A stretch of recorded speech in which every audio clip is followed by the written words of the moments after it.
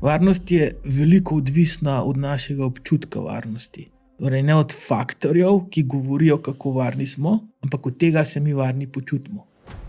Elektronsko motenje kompletnega sistema je bilo tako, da Venezuelci niso vedeli, kaj se jim dogaja. Če bi Madura ubili, bi naredili junaka. Ker so ga ugrabili, so naredili bedaka. Oni so šli v središče Venezuela, največjo vojaško bazo v Venezueli, in so ugrabili, živega ugrabili njihovega predsednika. To je show of force. V tem vmesnem obdobju je Iran ostal precej sam. Vsa zavezništva s Kitajci in z Rusi so ostala zelo na deklarativni ravni. Kljub vsemu je to igra velikih. Iran je tukaj samo nek kmet na šahovnici. Kitajci stojijo ob strani in gledajo, kako se troši ameriška roba. Vsaka raketa, ki je streljena na Iran, ne more biti streljena v pomoč Tajvanu. Ne pozabiti, da je Ksimu za novo leto precej oster govor. On je pozoril svojo vojsko, naj se pripravi na vojno. Da ti povem bolj direktno, recimo, če je včasih bilo potrebno, da je bil nek cilj napaden, je to trajalo 4-5 ur, da so artilerijski izvidniki cilj zaznali, sporočali koordinate, se je topništvo pripravilo, topništvo odreagiralo. Ukrajinci danes to delajo v 4-5 minutah.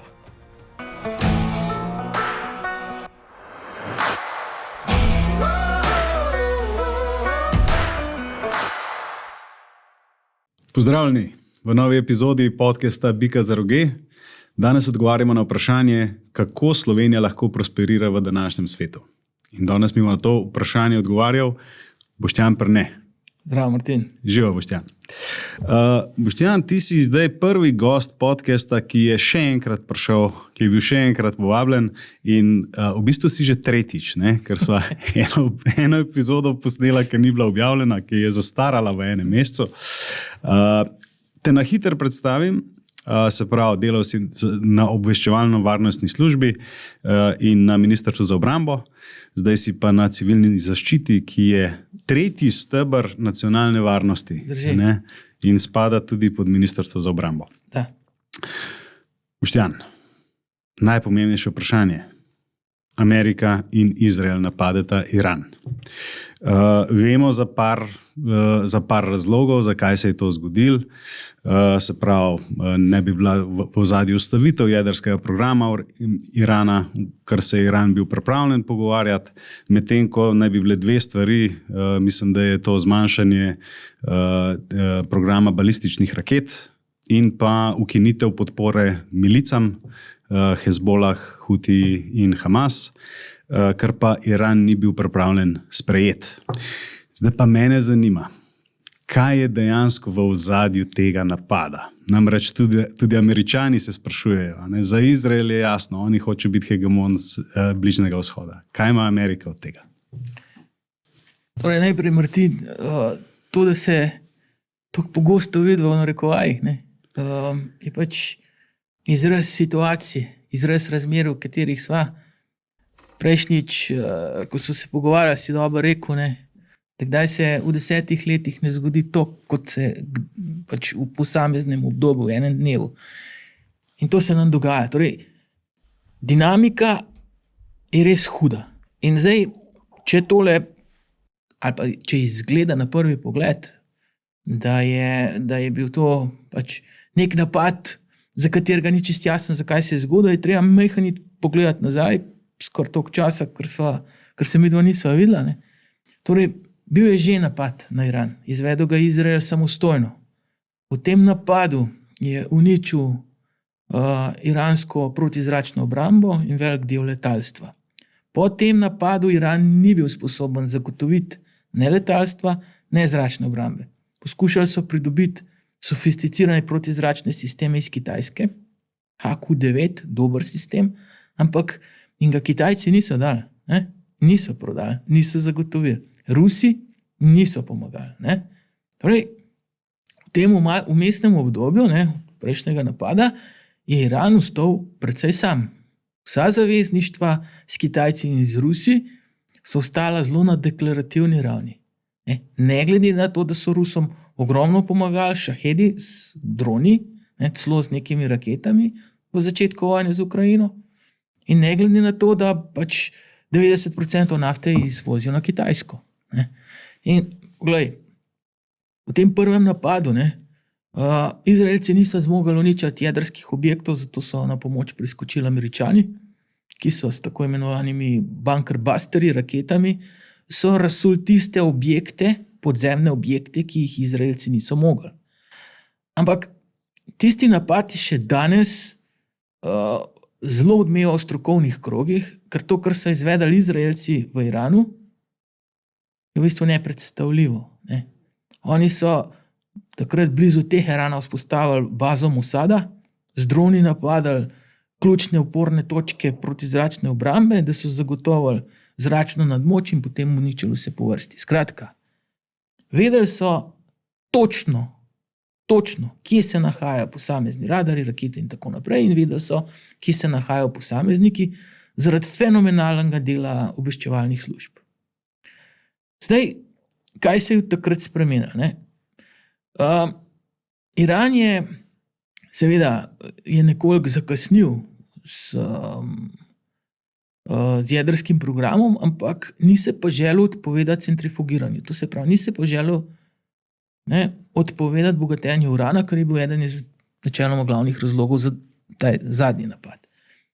Druga stvar, tako imenovana os odpora, ki poteka od Hutijev preko Hamasa, Sirije, Hezbolaha do Irana, ta šiitska vez, os odpora, kot jo kliče Iran, je v bistvu zlomljena. V Siriji Iran ima nobenega vpliva več, ker so na oblasti suniti. Hezbolah je Izrael v napadu na Libanon dejansko uničil. Hamasa skoraj ni več, samo še posamezne gverilske milice.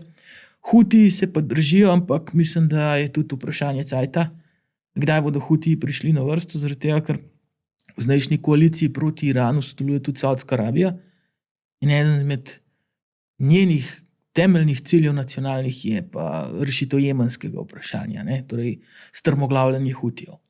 Tako da vidiš, zdaj so prišla, zakaj? Že ob nemirih je Trump ob nemirih v Iranu, kjer naj bi umrlo okrog 30,000 civilistov, je Trump želel posredovati in sicer s ciljem strmoglavljanja teokratskega režima in če se le da povrnitvijo Reze Pahlavija, prestolonaslednika, princa, ki živi v Ameriki in je dejansko precej ne samo pod ameriškim, ampak celo pod republikanskim vplivom. Torej, nastaviti režim, ki je Ameriki po volji. To so v 60-ih delali po Južni Ameriki po tekočem traku. Ampak takrat, v tistem momentu Izrael ni dovolil napada, zaradi tega, ker bi pač očitno se imeli obveščevalne podatke, da bi to škodilo tisti notranji revoluciji. Ko je notranja revolucija izzvenela, ko se je videl, da je režim premočen, ko so bili uporniki ali pa uporniki proti režimu postavljeni na stran, je pa prišlo do dileme.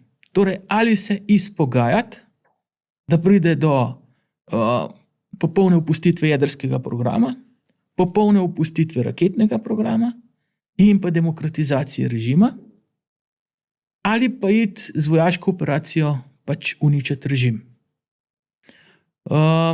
Ker to prvo očitno ni uspelo, so se odločili za oboroženo akcijo. In tukaj smo zdaj. Ok. Ampak zakaj zdaj? Zakaj je bilo to narejeno zdaj? Bil je že ta izraelski napad, govorili se o tem, da je Iran 14 dni pred tem, da bo razvil jedrsko orožje. Zakaj tak timing? Dobro vprašanje, zakaj zdaj, sem mislil, da bo že prej.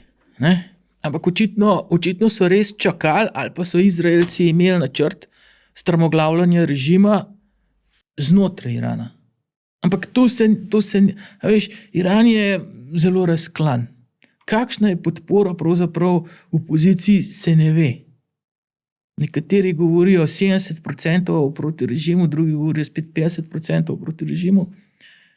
Ni popolnoma jasno. In trenutno tudi nič ne kaže, da bi ti napadi vzpodbudili notranjo revolucijo. Saj v tej fazi zaenkrat še ne. Zdaj, če greva pa malo bolj strateško, torej Cilj Izraela je jasen. Ne? Iran je zadnja točka ali pa zadnja država, ki resno ogroža Izrael.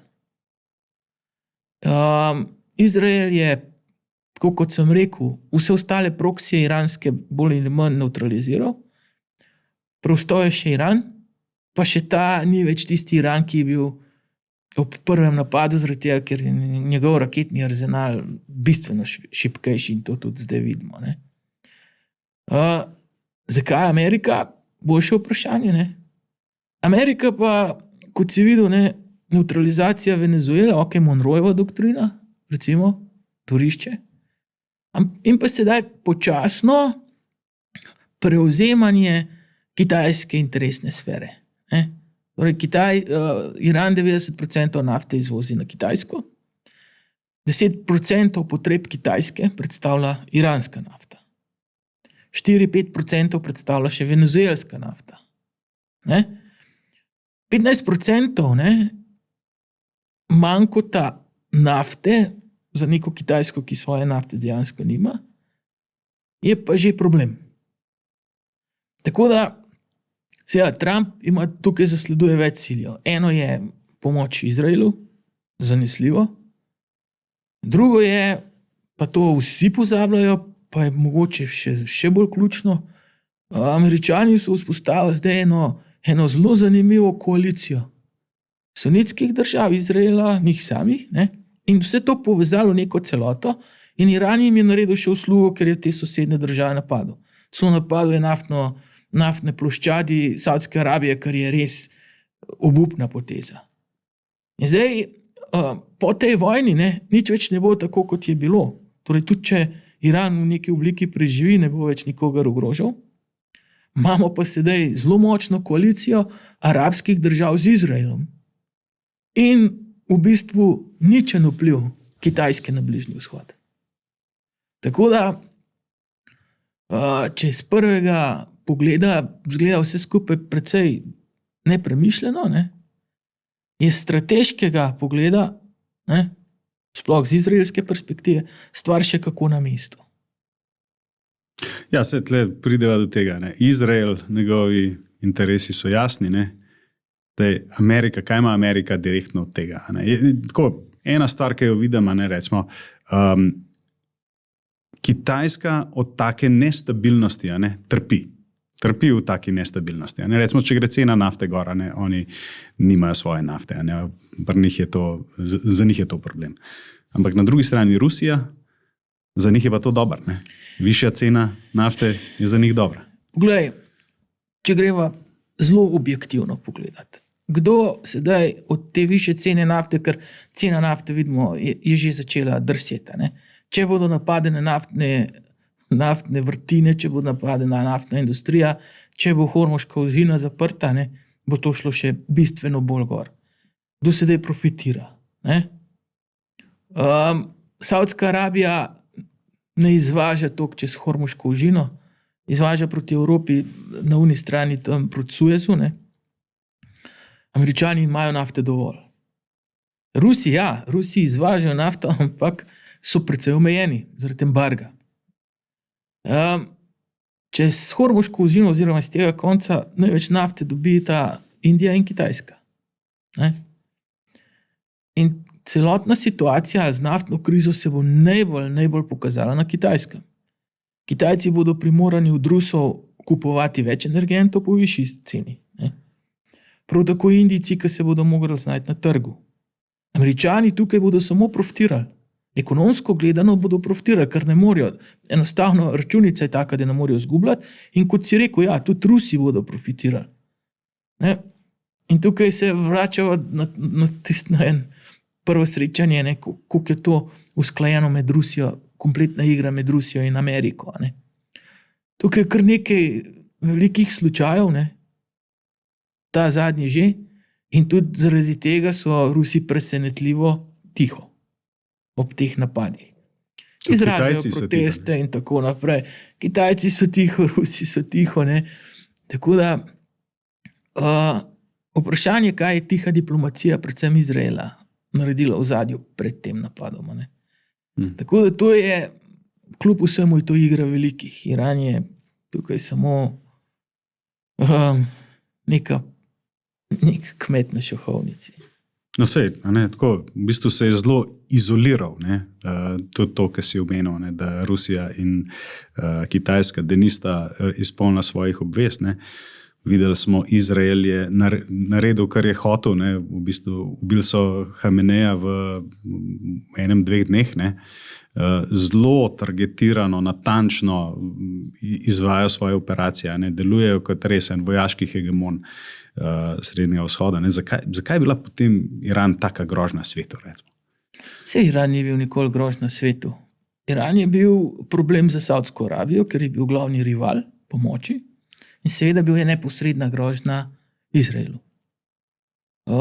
Tako da interesi Saudske Arabije in Izraela so se tukaj poklopili. Seveda bil je pa tudi problem, ker je bil popolnoma izven ameriškega nadzora in je bil na strani Kitajcev in Rusov. In tukaj s teorijo majhnih korakov, torej z vzemanjem manevrskega prostora predvsem Kitajcem, Trump uža kitajski manevrski prostor. Kar se pa tiče napadov, napadi so bili obveščevalno vrhunsko izpeljani ali pa so izpeljani.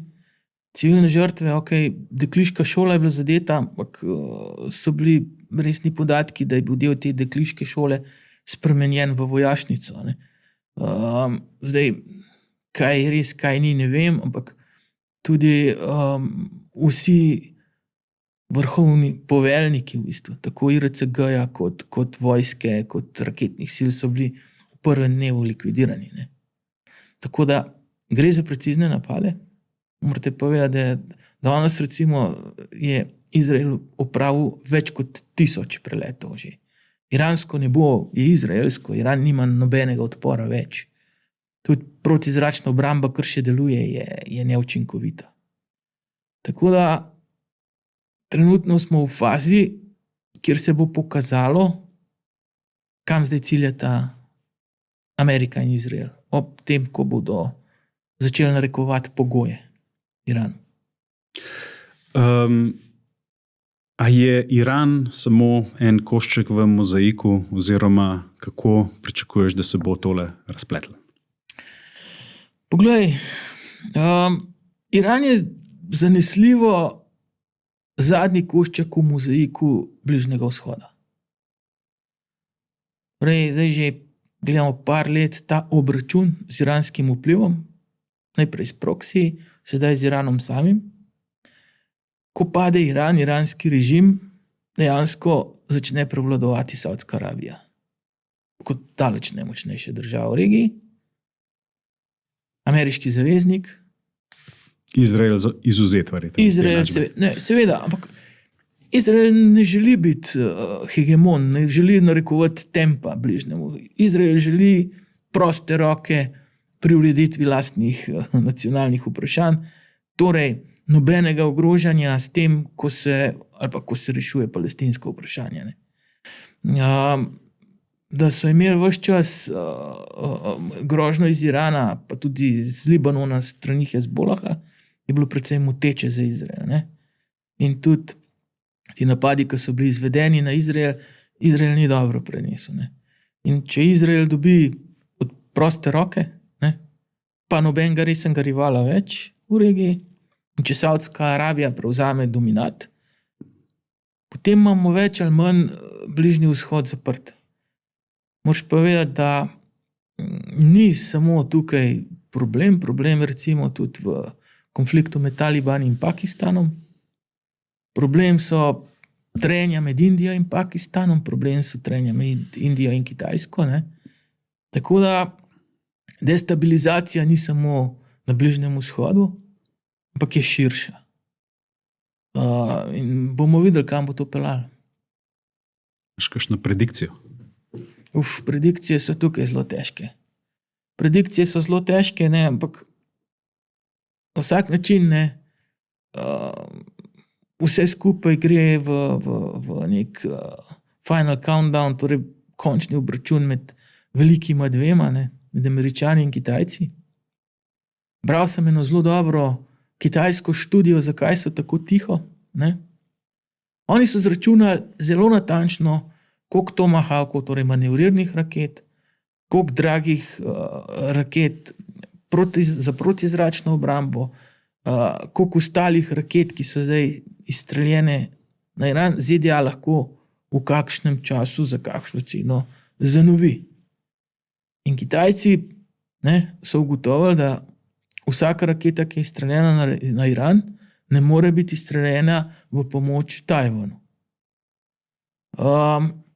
Tudi zaradi tega pač Kitajci stojijo ob strani in gledajo, kako se troši ameriška roba. Ker vse, kar se izstreli, vse, kar se porabi, vsaka naletena ura ameriških lovcev je dejansko v prid Kitajcem. Ne pozabiti, da je Ksimu za novo leto precej oster govor. On je pozoril svojo vojsko, naj se pripravi na vojno. Že pred nekaj časa je dal ukaz svoji vojski, naj bo pripravljena tudi na silo zavzeti Tajvan do leta 2027. Tako da kar nekaj svetovnih analitikov govori, piše, da bo ta grande finale nekje leta 2028. Do takrat bomo spremljali te epizodne vojne, bomo spremljali konflikte. Do 2028 bo pa jasno, a se bosta velika dva dogovorila, a bo prišlo do dejansko spopada. Ja, multipolarnost naj bi takole izgledala. Dokler je bil en šef, en svetovni policaj, je bilo vse v redu. Multipolarnost pa takole izgleda, da gre konstantno za tekmovanje za ozemlje, za pozicije. Jaz bi zdaj se za trenutek preusmeril še na Venezuelo, pa bi rad se navezal na Iran skozi Venezuelo. Amerika je ugrabila venezuelskega predsednika Nicolasa Madura in zdaj, kakor vem, sodijo v New Yorku. Ampak tlele me tudi zanima tvoje mnenje. Zakaj misliš, da so to naredili? Dejansko, ker tle je zdaj par teorij. Eno je nafta, ker imajo v Venezueli večinoma to težko nafto. Rafinerije za predelavo te težke nafte se pa nahajajo v Mehiškem zalivu, ob Mehiškem zalivu na ameriški strani. To je ena teorija, da s tem pridejo do nafte, s katerim zasedajo svoje kapacitete. Po drugi strani pa ne bi bila to tudi neka kontra Kitajcem, ki imajo menda ogromnega denarja ujetega v Venezueli, zavarovanega z venezuelsko nafto, ki pa zdaj je ameriška nafta. Kako ti vidiš to operacijo? Ja, najprej jaz bi rekel tako, Venezuela je bila dolg časa moteča za Ameriko. Do zdaj ni bilo neke odločnosti, da bi se resno spopadali z Venezuelo. Monroejeva doktrina, Trumpova doktrina, zdaj prav Trump, da bo to Trumpova nova Monroejeva doktrina, jasno govori o dvorišču. Ne gre tukaj. Venezuela je bila prikazan model. Zdaj moramo širše pogledati. Imava blokado Kube. Na Kubi je skozi večje sranje. Zdaj tudi nimajo venezuelske nafte. Tako, plus ameriška blokada na nek način. In upozorilo za vse ostale režime, ki niso Ameriki naklonjeni. Videl si tudi takoj priklanjanje, takoj klici, telefonski, pogovarjanje ostalih, ker to je bila streznitev za južnoameriške režime, ki niso pod komando Američanov. Seveda pa najbolj moteče je bilo pa vpletanje Kitajcev na ameriško dvorišče. Ja, imaš prav, ne vem zdaj kakšna je številka, ampak posojila Kitajcev Venezueli v zameno za nafto so bila visoka, to gre za več milijard. Po drugi strani pa ameriška naftna industrija ne kaže neke pripravljenosti za težka vlaganja v venezuelsko naftno industrijo, ker tukaj bi mogli iti, saj tako pravi, ta zastarelost kompletne industrije v Venezueli velika, vložki bi mogli biti ogromni, da bi potem bil izplen.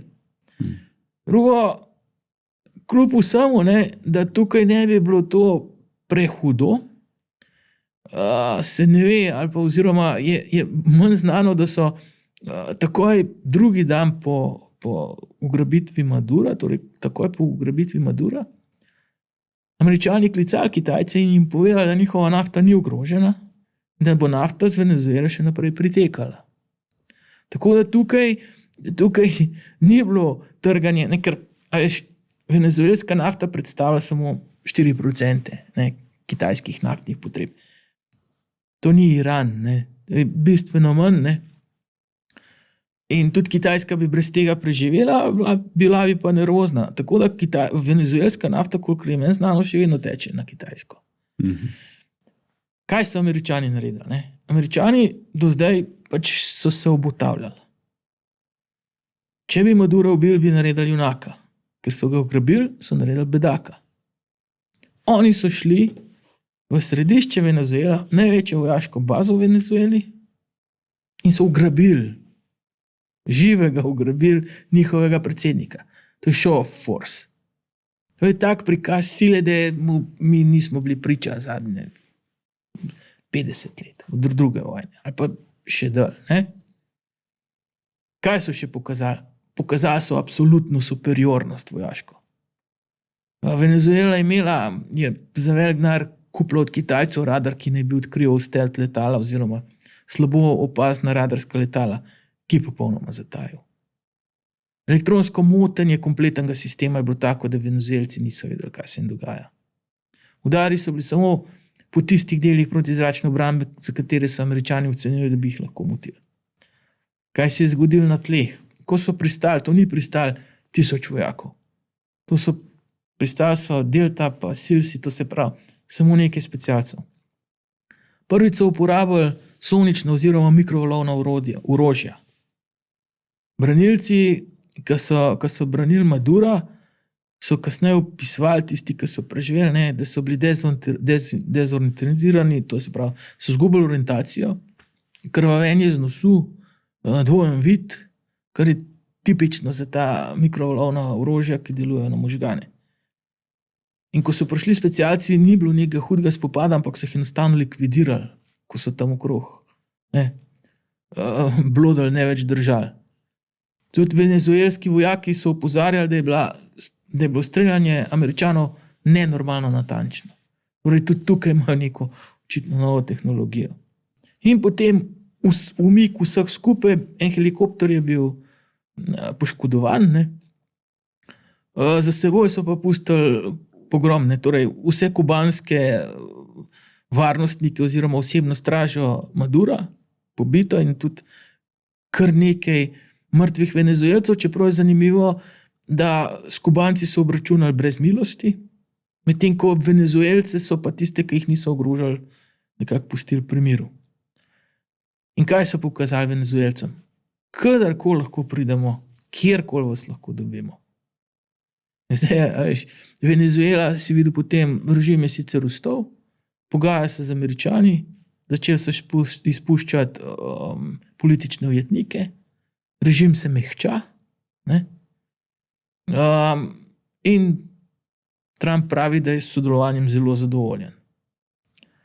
Kaj so naredili? Brez neke hude vojne, brez nekih žrtev, brez nekih hudih beguncev, ki bi definitivno bili, če bi šli v neko hujšo vojno, brez državljanske vojne, so Venezuelo spravili na kolena. In pokazali vsem ostalim, kaj se jim lahko zgodi. In zdaj, nihče se ne počuti več varnega. Kaj pa misliš, da je obračun Mehike s karteli, da je prišel z lufta? Obračun Mehike s karteli je posledica ugrabitve Madura. Ker so se na smrt bali, da jih bodo označili kot pomagače narkokartela, ker so Maduru učitali, ker mehiški vladi bi to še hitreje naprtali kot pa Maduru. Tako da zdaj vidimo obračune s karteli znotraj Mehike. Tako da ta ugrabitev je bila zelo taka omejena operacija, ki ima pa velike strateške posledice. Ste prav sem eno poročilo, da so imeli Američani lovce katere Venezuelci niso mogli zaznati z radarjem. In da te lovci, da so ustvarili tako zvočno steno, da je lahko helikopter neslišno prišel do objekta, da so šli oni noter, pa ugrabili Madura. Ker sem to bral, je bilo meni to težko razumljivo. Če ne zaznajo teh lovcev, radar pa zazna helikopter. Tako, nekaj mi tukaj ni šlo skupaj. Ko so helikopterji prišli, radarjev ni bilo več.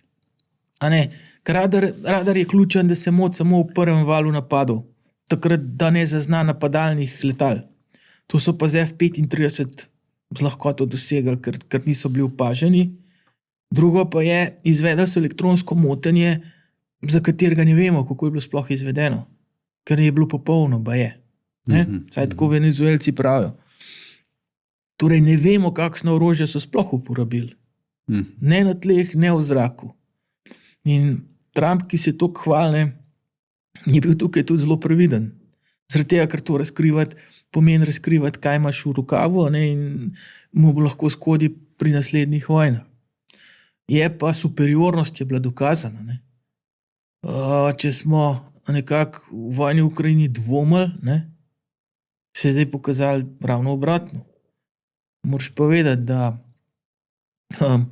kompletno načrtovanje, kompletna digitalizacija bojišča je bila vodena strani umetne inteligence. Torej, gre za čist nekaj, gre za nek nov pristop, ki ga svet še ni videl. In to zelo omejen. Vprašanje, kaj bi bilo na neki frontalni ravni. Ja, tako, malo cinično, ampak recimo, Američani so rekli temu, za kar Putin rab že več kot 4 leta, zdaj ne smo mi naredili v enem dnevu, v parih urah. Kako misliš, da Kitajska in Rusija gledata na to operacijo?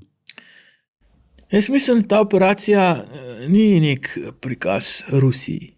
To je usmerjeno vse skupaj proti Kitajski. Z Rusi potekajo zdaj zelo dolga pogajanja, že pa bova to mogoče kasneje v Ukrajini še kakšno rekla. Kitajci so pa zanesljivo zaskrbljeni. Zaradi tega, ker Kitajci se zelo trudijo sedaj postaviti ustrezna obrambna orožja, torej orožja, ki bi jim omogočala potopitev ameriške flote. Ampak Iranci so imeli izjemno napredne protiladijske rakete, ki jih zdaj nekako ni opaziti. Ne verjamem, da jih ne bi uporabili, ker po Kamneju bi uporabili vse, ampak očitno jih ne morejo ali pa so jih uporabljali brez haska. Kitajci vsak spodrsljaj ameriški analizirajo in ga vnašajo v svojo obrambno industrijo, obrambno moč. Ampak ob teh prikazih, sploh Venezuela, zdaj tudi Iran nekoliko manj, ker je bolj za klasično bombardiranje. Pa če neko opozorilo Kitajcem, da bi se bilo verjetno boljš na neki točki resno usesti, razdeliti svet, dogovoriti.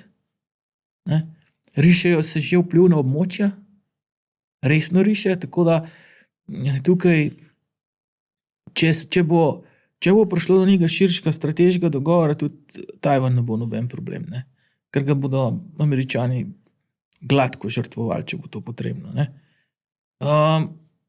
Je pa vprašanje, a je dogovor mogoč po mirni poti.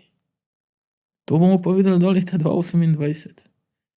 Do takrat je pa to šahovska igra obeh strani. Ampak, če bi mirno prepustili Tajvan, Američani, s tem se kar velik del enačbe reši, Za mirno zariše se nekako interesno območje, Tega se zelo bojijo Kitajci, Japonci, ker kitajski vpliv v bistvu pride do njihovih ozemeljskih voda skoraj. Tudi vidiš, da Japonska precej burno reagira.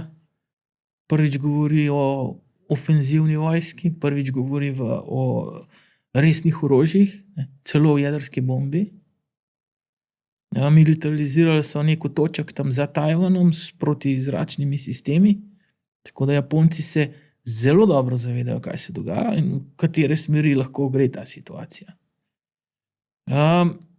Problem so tukaj drugi zavezniški, so Filipini, so recimo Vietnamci, ki trenutno igrajo v boji na ameriško karto. Kako bi se tukaj dogovorili s Kitajci, ker to je njihovo interesno območje.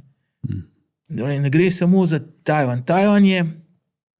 Tajvan nikoli ni bil sporen kot kitajsko ozemlje. Sporno ali pa vprašanje je samo, pod kakšnimi pogoji, na kakšen način bi se priključil nazaj Kitajski politično.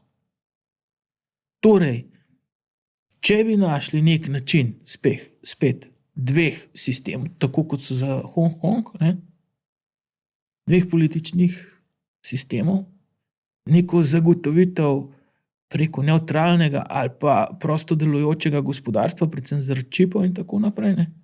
Skratka, ni tukaj pri Tajvanu ni samo ena ali nič, lahko je pol. Torej, za vrsto let, če neka navidezna neodvisnost ali pa prava neodvisnost s kitajsko prisotnostjo, neodvisnost gospodarstva in tako naprej. Skratka, tukaj je veliko opcij in do tja še nismo prišli. Vplivna območja, druga, kot so recimo Filipini in ta spori v Kitajskem morju,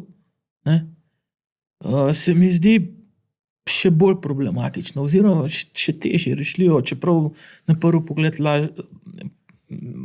izgleda bistveno lažje, pa ni, ker Filipini, veš, so tesen ameriški zaveznik od druge vojne naprej, in Američani si ne bodo odrekli kot vplivnemu območju. Tako da je tukaj veliko problemov, pa bolj malo rešitev. Oziroma jaz iskreno povedano ne vidim tukaj točno ali pa ne upam predvidevati, kako bo šla situacija. Ampak, če te prav razumem, se pravi, Filipinom se ne bojo odrekli, medtem ko Tajvanu bi pa se, če bi to prineslo neko mirno rešitev. Poglej, status je popolnoma drugačen. Američani nikoli niso zanikali, da je Tajvan del Kitajske. Filipini so samostojna država. Američani nikoli niso bili tudi, ali pa niso nekako, Tajvan je oborožen s ameriškim orožjem. Tudi zadnje dobave ameriškega orožja so tukaj. Ampak še zmeraj ne gre to za sipanje orožja. Še zmeraj so tukaj neke zavore. In nič ne kaže, da bi Američani, tako kot smo jih videli drugje po svetu, vzpodbujali ta konflikt. Da bi recimo pripravljali Tajvance na vojno, da bi govorili o spopadu, ki je tik pred vrati, da bi širila CIA njeno propagando po Tajvanu. Tega ne vidimo. Tajvan se sam pripravlja obrambno, ampak ves čas govori o mirni rešitvi. In tudi polovica Tajvancev približno se zavzema na neke vrste status quo ostane, ne za samostojnost. Tako da ne moreš, popolnoma drugačna situacija je. Filipini so bili dejansko ameriška kolonija. Tajvan nikoli na tak način. Zaradi tega je tudi pristop Američanov do enega in drugega problema precej drugačen. Ok, tlele sem hotel, da še tole Iran in Venezuelo, da zaključva z enim zadnjim vprašanjem. A se ti zdi, da je to kakorkoli strateško povezano? Venezuela najprej, potem Iran. Ker čistko pomislim, recimo, da želi Amerika zagotoviti zaloge nafte v Venezueli na tak način. Ok, zdaj smo pa pripravljeni iti na Iran.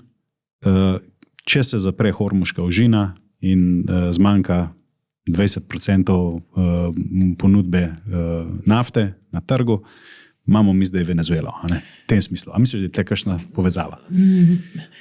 Nisem prepričan, no, zaradi tega, ker nisem strokovnjak, ne, ampak kolikor je meni znano, ne moreš enostavno reči, da bo pa Venezuela izčrpala kvajstvo in 5-krat več nafte, ne. Ker njena naftna industrija je precej zastarela in mislim, da ne zmore. Koliko rafinerije sploh zmorejo, ne, pa predelati te nafte je drugo vprašanje. Ja, se kompenzira lahko z venezuelsko nafto nekaj, ne, prav veliko pa ne. Tako da tukaj na naftnem trgu ne vidim povezanosti, veš, Američani imajo ogromno naftnih vrtin še zapečatenih, ker takrat, ko so jih odkrili, enostavno je bila nafta prepoceni. Tako da Američani lastne potrebe z lahkoto, ne, pokrivajo, mislim, da imajo še kar nekaj za izvoz nafte. Tako da Američani že sami po sebi so naftno dovolj močni. Še zalogami oziroma še s uporabo venezuelske nafte pa sploh ni, ne, več nekega velikega problema. Ne, jaz bolj mislim, da gre tukaj za za ureditev dvorišča. Ne, torej, naredimo red doma, to je bila Venezuela. Potem se pa premaknemo k našim zaveznikom in našim interesnim sferam drugje. Ker Američanom ni v interesu držati kakršne koli ameriške sile na Bližnjem vzhodu. To jim je odveč. Dejansko, če pade Iran, ne, potem nimajo več neke potrebe imeti nekih silnih baz po Bližnjem vzhodu, ker nimajo resnega nasprotnika več, ker so samo še zavezniki. In jaz to vidim bolj kot urejanje ostalih zadev, fiksiranje, umiritev, da se potem preide na reševanje glavnega problema. Jaz to bolj tako vidim. No. Ok.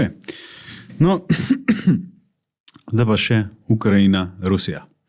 4 leta že traja ta spopad. Naj bi bilo tam,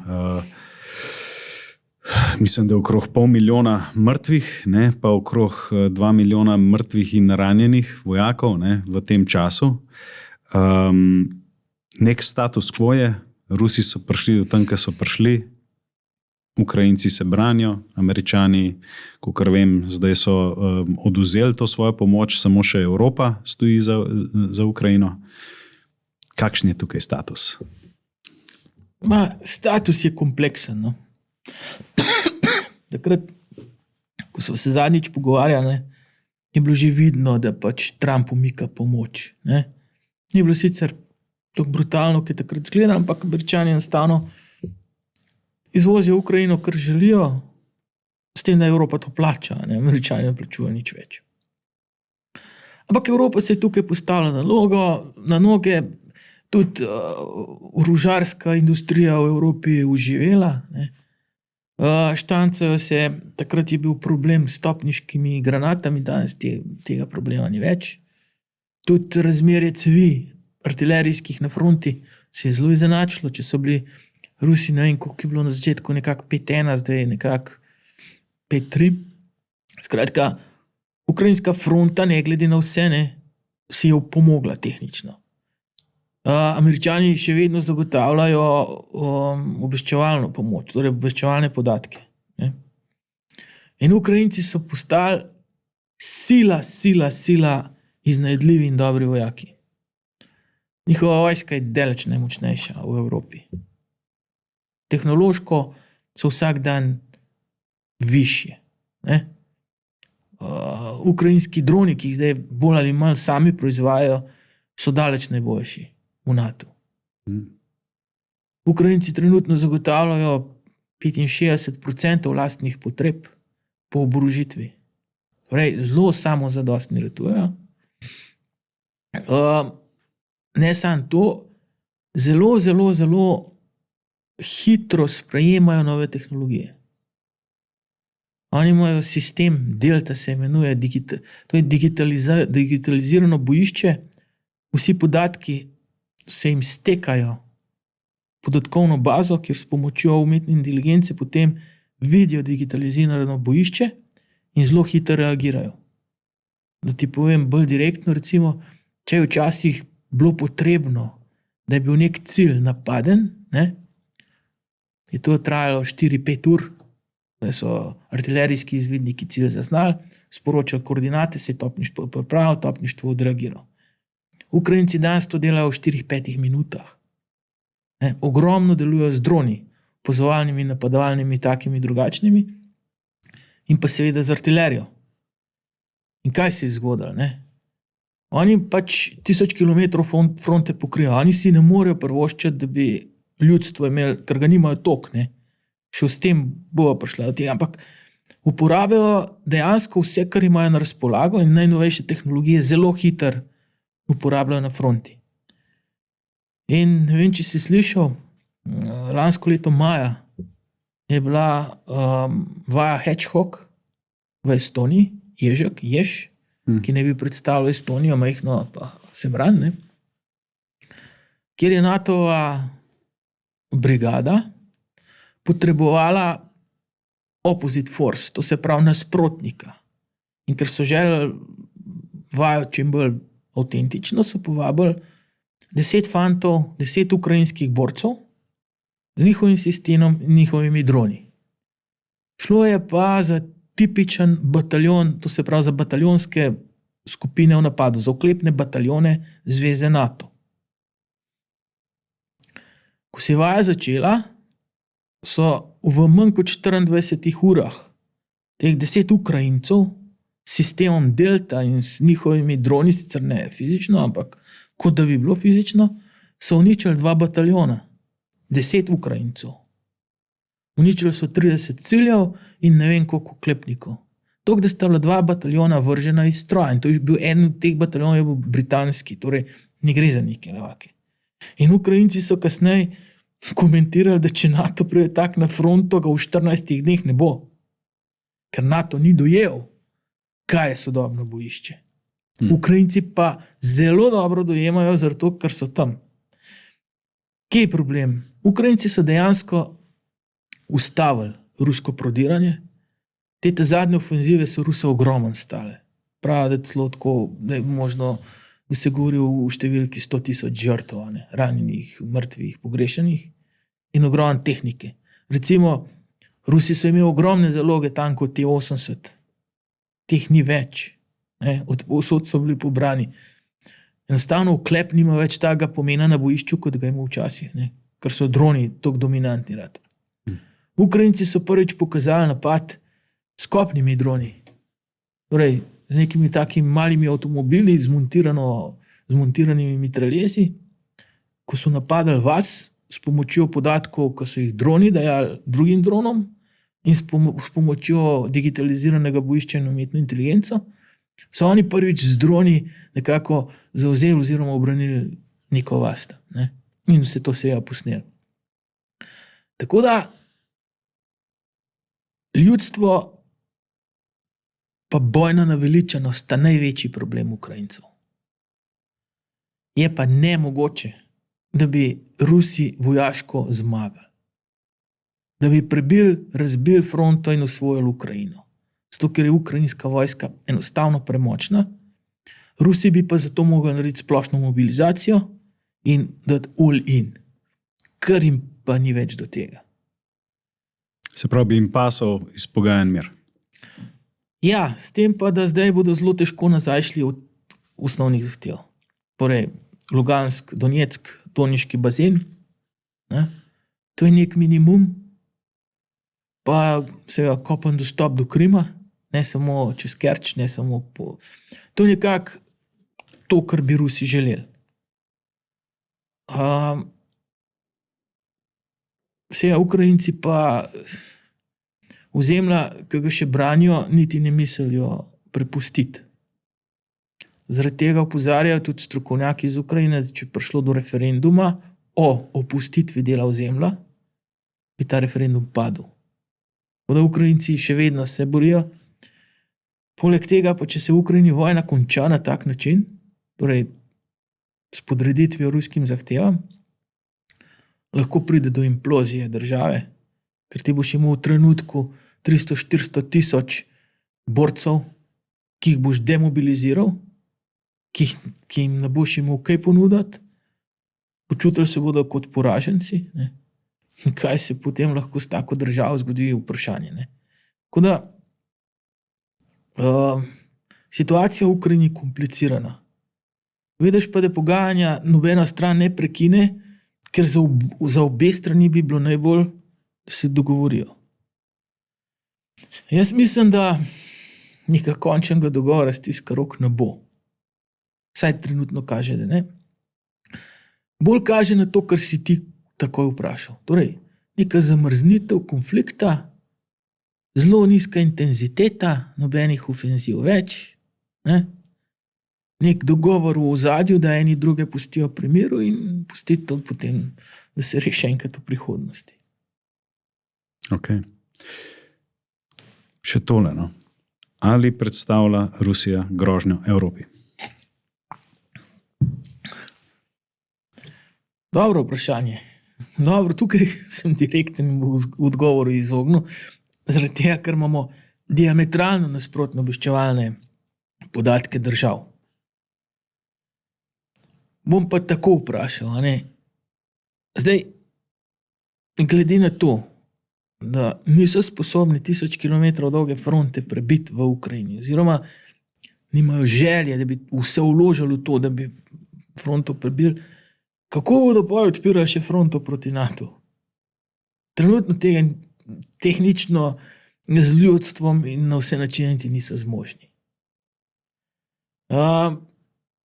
Pokazalo se je to, kot je pokazala vaja, ne? Ker Rusi so tehnološko, sicer je Zahod tako močno podprl Ukrajince, da Rusi jih tehnološko ne parirajo, ampak jih dohajajo pa, ne? Tudi Rusi se zanašajo skozi več na drone, skozi več na digitalizacijo in tako naprej, ne? NATO je tukaj zaspal. Zdaj, če bi prebil tam baltske države, ne, pri Slovaki v Žini, bi NATO imel ogromne težave, to usvoji nazaj, oziroma se bori in tako naprej. Zato Rusi treba imati kot resno grožnjo, ker je toliko ogromen vojaški aparat. A pa imajo namen napast NATO ali pa Evropa, jaz mislim, da ga nimajo trenutno, no. Ampak trdo pa nam, ker v zadnje čase se take fenomenalne stvari dogajajo na tem varnostnem področju, ne? Od nepredvidljivosti Trumpa in vseh ostalih, da ne upam več, da je nekih končnih ocen. Ok, pa da vas zdaj pogleda, kako lahko Slovenija prosperira v današnjem svetu, oziroma kakšna je njena vloga v globalni varnosti? Nikakršna. Nikakršna. Slovenija prvič, glede na situacijo, kakršna je, ne, torej midva govorijo zdaj o svetovnih izzivih, krizah in tako naprej. Živimo v svetu konflikta. Živimo v svetu, kjer pač tisti, ki je močnejši, vzame. Mislim, da od Izraela naprej, že od Ukrajine, od Izraela pa zanesljivo, da se je pač ta svetovni ustroj podaril. Združeni narodi ne velja nič več. Združeni narodi se lahko pritožujejo, lahko njihova sodišča sodijo in to, ampak če jih nihče ne upošteva, nimajo več teže. Torej, Slovenija mora narediti, če mene vprašaš, dve stvari. Prvič, vzpostaviti nacionalno obrambo, ki jo trenutno ni, ker 6000 profesionalnih vojakov, rečemo 7000 profesionalnih vojakov, pa ne vem koliko, 50 000 ljudi, ki so še usposobljeni za orožje in starejši od 45 let ne morejo braniti države. Pač tukaj treba vzpostaviti nek trezen model, kjer bomo tudi mlade naučili uporabe orožja in osnovnih bojnih veščin. Ne trdim, da je treba naborništvo nazaj uvesti, ampak treba je mladi so zainteresirani, veliko mladih je zainteresiranih. Treba jim je povedati, da enkrat bodo mogoče vse nas tudi starejše braniti, ne? Na lep način, preko šolstva in jih potem vsaj za osnovne veščine usposobiti in se ga obdržati profesionalno jedro, ki ga bomo dobro opremali in oborožili. A bomo suvereni nad svojo državo? Ne bomo verjeten, ne? Ker trenutno nismo suvereni nad svojim nebom, to suverenost nam zagotavljajo Madžari pa Italijani, ne? Ker nam je škoda denarja za to.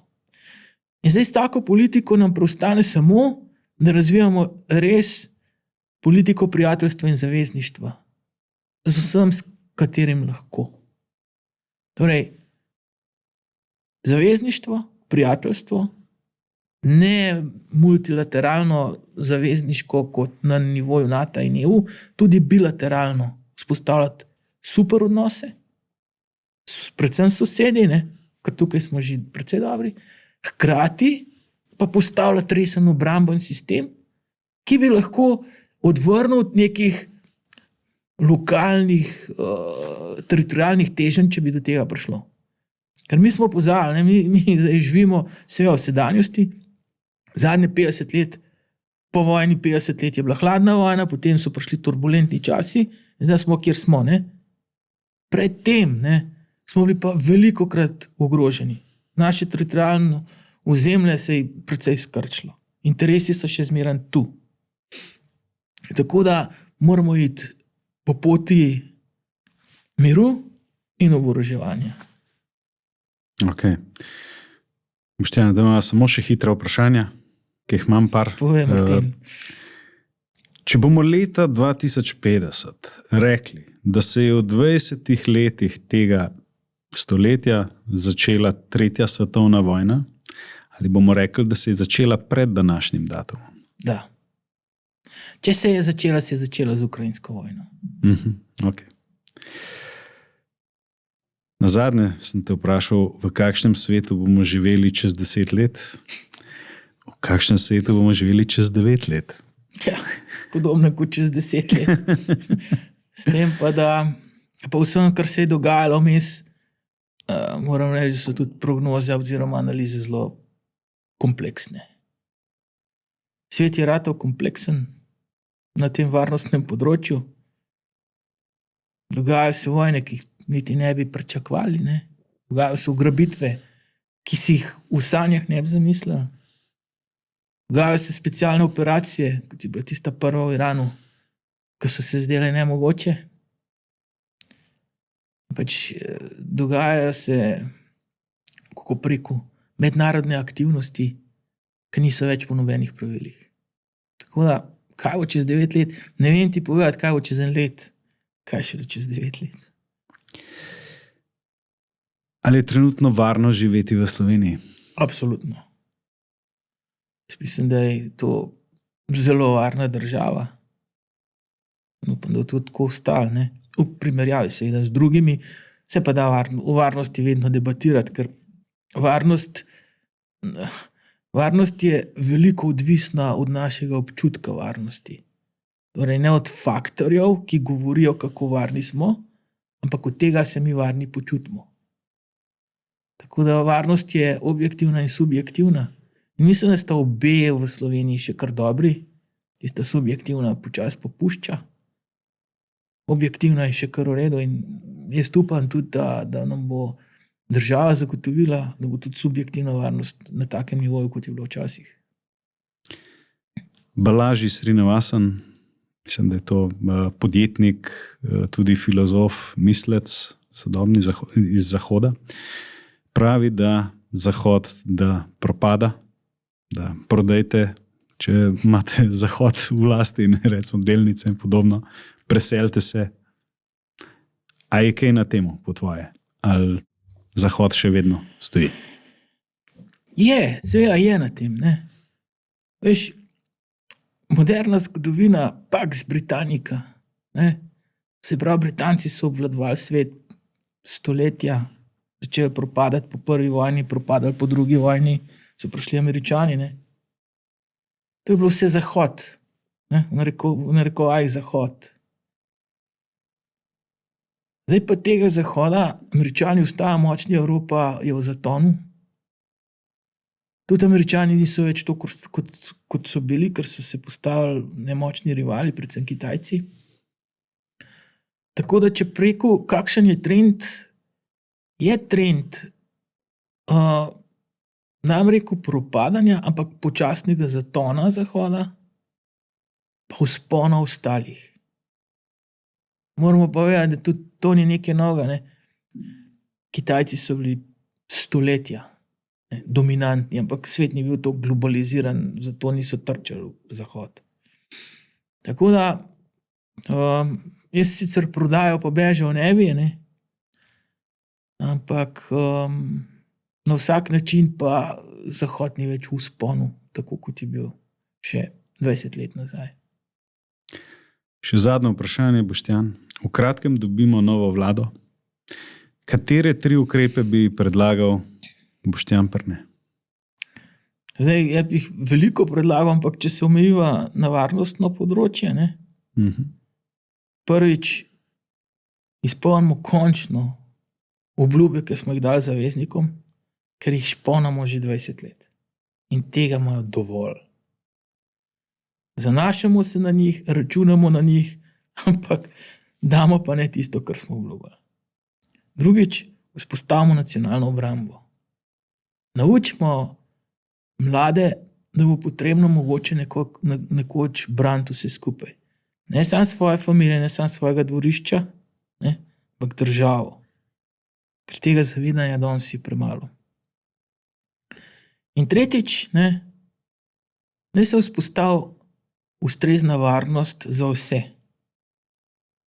Ne bodo državljani pred sodiščem enaki.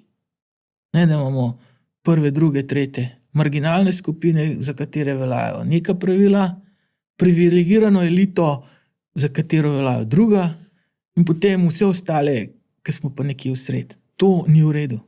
In zaradi tega je zaupanje v tožilstvo in sodstvo pri nas eden izmed najnižjih v Evropi. Tudi zaupanje v policijo, se počasi podira. In to je napačna pot. No, oblast mora tukaj presekati in nam pokazati, da smo vsi enaki. Isti vatli za vse. Če se Martin zapufa, bo Martin odplačal. Če se Boštjan zapufa, bo Boštjan odplačal. Ne, da jo Martinu odpisali, Boštjan bo pa odplačal. To ni v redu. Skratka, to troje pa bomo že kar daleč. Boštjan, odličen zaključek. Hvala ti za tvoj obisk. Poslušalci in poslušalke, se vidimo naslednji torek. Adijo. Hvala.